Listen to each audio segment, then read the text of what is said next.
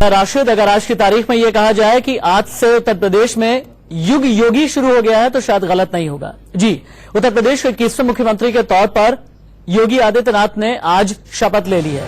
लेकिन इस बीच बड़ी खबर आ रही है, थोड़ी ही देर में योगी आदित्यनाथ की प्रेस कॉन्फ्रेंस होगी।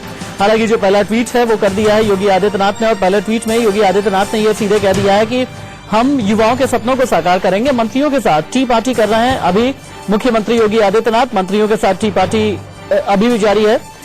और आज अपनी पहली प्रेस कॉन्फ्रेंस में योगी आदित्यनाथ क्या बोलेंगे, किन अल्फाजों के साथ बोलेंगे और किस अंदाज में बोलेंगे, सभी की नजरें इसी बात पर टिकी हुई है। क्योंकि योगी आदित्यनाथ के बारे में एक बात कही जाती है कि जब भी चुनावों के दौरान जब भी उनकी जबान खुली तो जबान में एक अग्रेशन था। मंत्रियों के साथ फिलहाल टी पार्टी कर रहे हैं सीएम, और कार्यभार संभालते हुए मंत्रियों के साथ टी पार्टी से पहले की तस्वीर हम आपको दिखा रहे हैं। ये देखिए, कार्यभार संभालने के बाद उत्तर प्रदेश के नए मुख्यमंत्री योगी आदित्यनाथ की तस्वीर हम आपको दिखा रहे हैं। सीएम बनते ही एक्शन में योगी आदित्यनाथ नजर आ रहे हैं। हालांकि आज शाम तस्वीर हम आपको दिखा रहे हैं। ये देखिए, कार्यभार संभालने के बाद उत्तर प्रदेश के नए मुख्यमंत्री योगी आदित्यनाथ की तस्वीर हम आपको दिखा रहे हैं। सीएम बनते ही एक्शन में योगी आदित्यनाथ नजर आ रहे हैं। हालांकि आज शाम 4:30 बजे की जो योगी कैबिनेट की पहली बैठक होने वाली थी वो बताया जा रहा है कि वो नहीं होगी। आज योगी कैबिनेट की बैठक नहीं होगी, लेकिन अब से थोड़ी देर के बाद मंत्रियों के साथ टी पार्टी करने के बाद प्रेस कॉन्फ्रेंस करेंगे योगी आदित्यनाथ। सीएम बनते ही एक्शन में योगी नजर आ रहे हैं। थोड़ी देर के बाद प्रेस कॉन्फ्रेंस होगी। तस्वीरें आप देखिए, इन तस्वीरों में आपको योगी आदित्यनाथ जब सीएम पद का कार्यभार उन्होंने संभाल लिया और उसके बाद तमाम अफसर आकर के उन्हें यह बता रहे हैं कि इससे पहले की सरकार के जो फैसले रहे हैं, पिछले 6 महीने के फैसले जो रहे हैं, और तमाम जो कागजी कार्रवाई होती है, जो डॉक्यूमेंटेशन के लिहाज से जो फॉर्मेलिटी होती है, वो फॉर्मेलिटी पूरी कर ली गई है। इस वक्त की बड़ी खबर, अब से थोड़ी ही देर में उत्तर प्रदेश के नए मुख्यमंत्री योगी आदित्यनाथ की प्रेस कॉन्फ्रेंस होगी और मेरे साथ एक बड़ा पैनल मौजूद है। पैनल को इंट्रोड्यूस कर देता हूं मैं एक बार। मेरे साथ वरिष्ठ पत्रकारों का पैनल मौजूद है। अनुज जी, प्रमोद जोशी जी, अंबिकानंद सहाय जी हमारे साथ मौजूद हैं। अवधेश कुमार भी वरिष्ठ पत्रकार मेरे साथ में है, और मेरे साथ मेरे मैनेजिंग एडिटर राणा यशवंत भी मौजूद हैं। राणा जी, इन तस्वीरों को देखने के बाद क्या समझ में आता है? क्योंकि कई बार कहते हैं ना कि सियासत में अगर कोई चीज समझनी हो तो आप इनिशियली बॉडी लैंग्वेज के जरिए आप समझें तो ज्यादा बेहतर होगा। राशिद, जब आप मुख्यमंत्री की कुर्सी संभालते हैं उसके बाद अधिकारी आपसे मिलते हैं, तो मुझे लगता है कि मेल जोल की जो आम तस्वीर होती है वैसी ही है। लेकिन एक बात है कि इस देश में ये पहला मुख्यमंत्री है जो गेरुआ कपड़े में आपको अपने दफ्तर में दिखेगा। एनटी रामाराव को मैंने देखा था, एनटी रामाराव गेरुआ कपड़े में ही हुआ करते थे, और जब एक पूरा थर्ड फ्रंट तैयार हुआ था, थर्ड फ्रंट की अगुवाई वो कर रहे थे, उसके वो संयोजक हुआ करते थे। और योगी ऐसे दूसरे नेता हैं जो मुख्यमंत्री की कुर्सी पर बैठेंगे और गेरुआ कपड़े में होंगे। लेकिन उत्तर प्रदेश में गेरुआ कपड़े में योगी के बैठने का एक दूसरा संदेश है, उसका दूसरा संकेत है जो बीजेपी देना चाहती है। मुझे लगता है कि इस जीत की अगर बारीकियां समझी जाए तो 3 तरह से बीजेपी ने अपने कैंपेन को रखा था, जिसको मैंने हमेशा कहा कि डीसीए है। पहला डेवलपमेंट, उन्होंने कहा कि विकास हम करेंगे। प्रधानमंत्री बार बार कहते रहे ये रोड, ये बिजली, ये व्यवस्था, स्कूल, पानी, विकास हम करेंगे। इन लोगों ने विकास नहीं किया, इन्होंने लूटा है। करप्शन, भ्रष्टाचार, इन लोगों ने परिवार को, वंश को बढ़ाया है, भ्रष्टाचार किया है, आपके पैसे को लूटा है। नोटबंदी जो हमने की थी गरीबों के लिए की थी, इनके खिलाफ की थी, इनकी पूंजी को हमने खत्म करने की कोशिश की थी। करप्शन। और तीसरा अपीजमेंट, जो बार बार कहते थे कि अभी तक की जितनी भी सरकारें रही हैं उन्होंने सबके साथ बराबरी का सलूक नहीं किया है। तो मोदी के साथ 3 बातें जुड़ी कि विकास मोदी कर सकते हैं, या लोगों में जुड़ाव इस बात को लेकर के हुआ। गरीबों के साथ उन्होंने एक गहरा रिश्ता जोड़ा है, और गरीब जो तबका था, इसीलिए जातियों की जो दीवारें हिंदुस्तान में इस बार चुनाव में उत्तर प्रदेश में खास करके टूटी हैं, उसकी बड़ी वजह यह है कि अब मोदी क्लास को टारगेट करने लगे हैं। गरीब गरीब गरीब जितनी योजनाएं हैं, तो वो जो गरीब के साथ जुड़ाव है उसने जातियों की दीवारों को तोड़ा है और मोदी के साथ एक जुड़ाव महसूस किया है। तीसरा अपीजमेंट की पॉलिसी, जिसको मैं आपको कहता हूं कि ये बड़ी बात है। मोदी को मालूम है कि विकास जरूरी है, मोदी को मालूम है कि जातियों की जकड़न से निकलने के बाद ही बीजेपी का वोट बैंक मजबूत हो सकता है। मोदी को मालूम है कि ये सारी बातें ठीक हैं, लेकिन उत्तर प्रदेश और इस देश में अगर आप बीजेपी की राजनीति को मजबूत रखना है, हमेशा बहाल रखना है, अपने भविष्य को देखना है, तो आपको इस अपीजमेंट पॉलिसी के आधार पर लोगों को, बहुमत को बताना होगा कि आपके साथ इंसाफ नहीं हुआ है। और उस अपीजमेंट पॉलिसी के चलते ही यह जो जनमत खड़ा हुआ वह मोदी के साथ आया है। और उसका एक संकेत या उसका एक चेहरा योगी के रूप में उत्तर प्रदेश की मुख्यमंत्री की कुर्सी पर बिठाया गया है। अगर ऐसा है अवधेश जी, अगर जनमत प्रधानमंत्री नरेंद्र मोदी के साथ में खड़ा हो गया और खड़े होने के बाद फिर यूपी की भी सियासत पूरी तरह से बीजेपी के हाथ में दे दी, या यूं कहें कि एनडीए के अगर हाथ में दे दी, तो यहां से अब जब योगी आदित्यनाथ इसी जनादेश को लेकर के आगे बढ़ेंगे तो 2019 तक जाते जाते उनके दिमाग में क्या क्या चल रहा होगा? देखिए, जनादेश पाने के लिए आपने जनता के साथ कुछ वायदे किए हैं, ये हमेशा ध्यान रखिए। जो वायदे किए हैं वो महत्वपूर्ण है और उस वायदे को आपने लाया है। मुझे लगता है आज जो कैबिनेट मीटिंग शायद अभी नहीं हो रही है, उसका कारण यही है कि फर्स्ट कैबिनेट का एजेंडा तय करने में समय लग रहा है। क्योंकि पहले कैबिनेट मीटिंग में वो जो कुछ वायदे हैं, उनमें से कुछ वायदे वो चाहते हैं कि फर्स्ट कैबिनेट मीटिंग में 1-2 हम घोषणाएं कर दें। उसकी शायद तैयारी नहीं रही होगी, इसलिए बातचीत कर रहे हैं। उनके दिमाग में बिल्कुल ये चल रहा होगा कि जिस सरकार के खिलाफ हमने अभियान चलाया है, जो हमने वायदे किए हैं और जो केंद्र सरकार की हमारी नीतियां हैं, इन तीनों के आधार पर लोगों को स्पष्ट समझ में आए कि हमारी सरकार वाकई उनसे अलग है। जो राणा जी 3 आधार बता रहे थे, बिल्कुल वो सही है, क्योंकि विकास, भ्रष्टाचार और तुष्टीकरण, ये तीनों हमारी सरकार विकास कर रही है, भ्रष्टाचार के विरुद्ध काम कर रही है और किसी का तुष्टीकरण नहीं कर रही है। और सुशासन से मतलब जो भारतीय जनता पार्टी का रहा है, वो हमेशा कहती रही है कि हम भय मुक्त, भूख मुक्त, भ्रष्टाचार मुक्त और दंगा मुक्त, ऐसा हम प्रदेश देंगे। तो जाहिर है कि मोदी के उनके दिमाग में बिल्कुल ये चल रहा होगा कि हमारा जो चेहरा है, हमारी जो छवि है, वो तो कायम रहेगी, लेकिन उस छवि के साथ विकास का, उस छवि के साथ भ्रष्टाचार विरोधी कदम उठाने का, उस छवि के साथ किसी के तुष्टीकरण नहीं करने का, उस छवि के साथ कानून और व्यवस्था को पुख्त करने का, ताकि दोबारा दंगे न हो इस प्रदेश में, दबंगई न हो, दादागिरी नहीं हो, गुंडागर्दी नहीं हो, इन सब का हम समापन करें।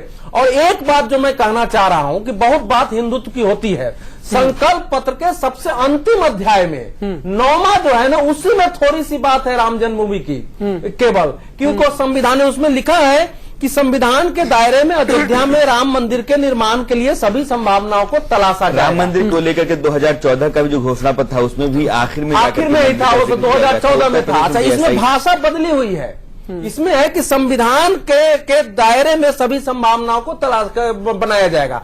तो वो जरूर, चूंकि राम मंदिर के वो नेता रहे हैं योगी आदित्यनाथ, इसलिए इस दिशा में क्या हो सकता है, इसमें अधिकतम वो करने की कोशिश करेंगे। लेकिन आप मुख्यमंत्री हैं, इसलिए आप आंदोलन नहीं कर सकते हैं। आप कानूनी और संवैधानिक तरीके से जल्दी सुनवाई हो, उसके लिए आप वकील खड़ा कर सकते हैं, सुप्रीम कोर्ट से आग्रह कर सकते हैं। ये सब काम वो निश्चित रूप से करेंगे। लेकिन अवधेश जी, यूपी का मुख्यमंत्री ताकतवर भी होता है, इस बात को भूलना नहीं चाहिए हमें।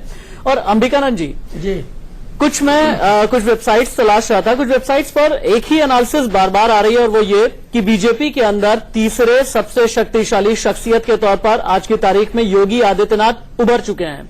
अगर उभर चुके हैं तो कितने मजबूत, कड़े और बड़े फैसले लेंगे अपने मुख्यमंत्री रहते हुए योगी?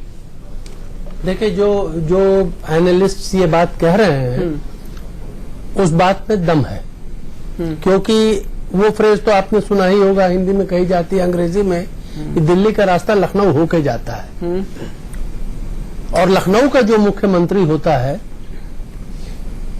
वो केंद्र की राजनीति को प्रभावित करता ही करता है।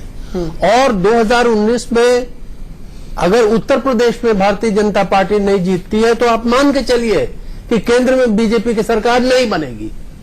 तो उस ख्याल से भी ये बहुत इंपॉर्टेंट है। लेकिन हम इससे थोड़ा हट के हमारी एनालिसिस है कि व्यक्तिगत तौर पे योगी आदित्यनाथ भी नरेंद्र मोदी की तरह स्ट्रेंथ एंड पावर एग्जीक्यूट करते हैं। एनर्जी लेवल बहुत हाई है इनका, योगी आदित्यनाथ का। एक कारण ये हो सकता है कि वो आश्रम वाला जीवन है, डिसिप्लिनेरियन ये भी हो, पपीता बहुत खाते हैं, लेकिन वे सुबह भारी नाश्ता करते हैं, दिन में खाना नहीं खाते, दिन का खाना अवॉइड करते हैं। बहुत कुछ नाश्ता किए हुए हो यार, उसमें पपीता उस दिन नहीं था। हम लोग गोरख मौसम देखिए, बिना मौसम के साथ नाश्ता हो सकता है, बिना मौसम आपको पपीता ना मिला। तो कहने का मतलब ये इंडिविजुअली बहुत ही मजबूत व्यक्तित्व है। योगी जी की राजनीतिक धारणा पे यदि आप प्रभावित बहुत नहीं होते हैं, तो एज ए व्यक्ति you would love to appreciate him. बहुत एनर्जी लेवल हाई है, काम वो भी 18-20 घंटा मोदी जी की तरह कर सकते हैं। तो ये जो एनालिसिस हो रही है कि तीसरे सबसे महत्वपूर्ण व्यक्ति, इसमें तो मुझे तो कम से कम बहुत दम नजर आ रहा है। और अब मैं फिर कहूंगा कि जबकि प्रधानमंत्री नरेंद्र मोदी जी का चेहरा हिंदूवादी व्यक्तित्व से उठकर ही is known more as a man of development, ये कमी योगी आदित्यनाथ अब पूरा करेंगे। फेस ऑफ हिंदुत्व नरेंद्र मोदी ही सॉरी योगी जी अब रहेंगे आज से फेस ऑफ हिंदुत्व। अगर ऐसा राणा जी, अगर ऐसा है जो अंबिकानंद सहाय जी कह रहे हैं, मोदी और अमित शाह के बारे में एक बात कही जाती है, बड़ी दबी जबान में एक बात कही जाती है कि उन्हें महत्वपूर्ण नेतृत्व पसंद है, उन्हें यानी इंप्रेसिव जो लीडरशिप होती है वो उन्हें पसंद है, उन्हें मजबूत लीडरशिप भी पसंद है, लेकिन ताकतवर लीडरशिप जहां पर आती है ना, वहीं पर इन दोनों लोगों के कान खड़े हो जाते हैं। क्या आने वाले वक्त में ऐसा कोई अलार्मिंग साइन भी नजर आता है क्या आपको? देखिए, अमित शाह और नरेंद्र मोदी अपनी तरह के और अपनी पसंद के लोगों को अपने साथ रखना चाहते हैं। योगी के साथ दो तीन ऐसी बातें हैं, इस वजह से मुझे लगता है कि बार बार मैंने सोचा कि आखिर योगी पर आकर के इन दोनों लोगों का मन कैसे रुक गया है, ठहर सा गया। योगी जैसे अभी अमिकानंद जी कह रहे थे, एक बार गोरखपुर में मेरा भी उनका आमना सामना हुआ था, जो गीता प्रेस पर ताला लगा हुआ था, मैं उनके मंदिर में गया हुआ था उनसे बात करने के लिए, और आधे घंटे के आसपास में उनके साथ रुका था और मैंने छाछ पी थी, छाछ उन्होंने भी पी थी, प्रसाद था मीठा मंदिर का, मेरे पास भी आया था, उनके पास भी आया था, आधे घंटे के आसपास उन्होंने मुझसे बात की थी। ये जो अनुशासित जीवन है, यह मोदी और अमित शाह को पसंद आता है, मोदी को खास करके पसंद आता है। डिलीवरी पसंद आती है, अग्रेशन पसंद आता है, हिंदुत्व की लकीर पर चलने वाला आदमी उनको पसंद आता है। मोदी, चूंकि अमिकानंद सही कह रहे हैं कि मोदी ने अपनी इमेज को डेवलपमेंट ओरिएंटेड पर्सनालिटी के तौर पर बदल रखी है और उनमें लोग अब भरोसा देखते हैं विकास को लेकर के। यह आदमी है तो विकास होगा, यह आदमी है तो करप्शन नहीं होगा, यह आदमी है तो जो लोग भी भ्रष्टाचार में लगे हुए लोग हैं वो हाशिए पर रहेंगे, यह आदमी है तो गरीबों का भला होगा। ऐसा परसेप्शन मोदी ने खड़ा किया है। काम 2.5 साल में अगर जमीन पर आप देखेंगे तो ऐसा हुआ है, नहीं हो,